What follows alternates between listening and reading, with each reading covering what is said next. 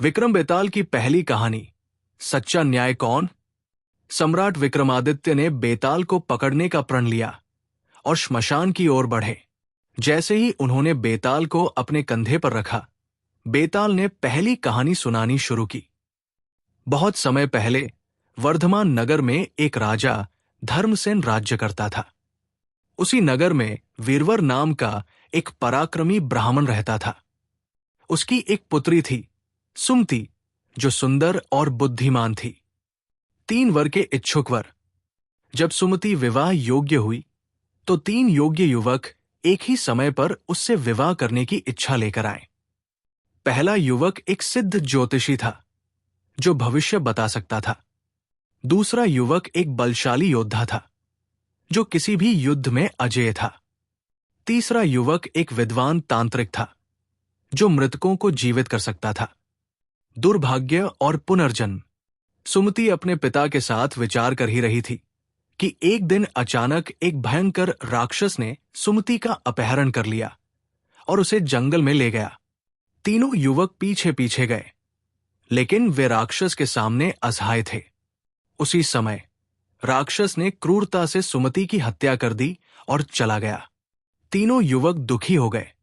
पहला युवक, ज्योतिषी, ने अपनी विद्या से बताया कि सुमति किस दिशा में गई थी और कहां मारी गई। दूसरा युवक, योद्धा, ने शौर्य दिखाते हुए राक्षस का पीछा किया और उसे मार डाला। तीसरा युवक, तांत्रिक, ने अपनी शक्ति से सुमति को पुनर्जीवित कर दिया। कौन है असली पति? अब तीनों युवकों ने दावा किया कि वही सुमति के सच्चे पति है। मामला राजा के दरबार में पहुंचा। राजा भी असमंजस में पड़ गया। बेताल का प्रश्न। इतना कहकर बेताल रुका और विक्रमादित्य से पूछा, राजा, बताओ, इन तीनों में से सुमति का वास्तविक पति कौन होना चाहिए? राजा विक्रमादित्य ने उत्तर दिया, तांत्रिक ने सुमति को जीवित किया, वो उसके पिता के समान हुआ। ज्योतिषी ने केवल भविष्यवाणी की, वो मार्गदर्शक की भूमिका में रहा। लेकिन योद्धा ने अपनी बहादुरी से राक्षस को मारा और सुमति की रक्षा की। इसलिए असली पति वही होना चाहिए जो उसकी रक्षा करने वाला था, यानी योद्धा। बेताल का पलायन।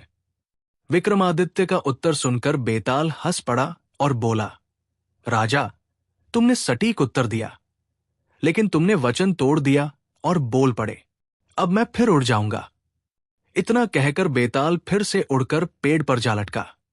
विक्रमादित्य मुस्कुराए और उसे पकड़ने के लिए दोबारा बढ़े। क्रमशः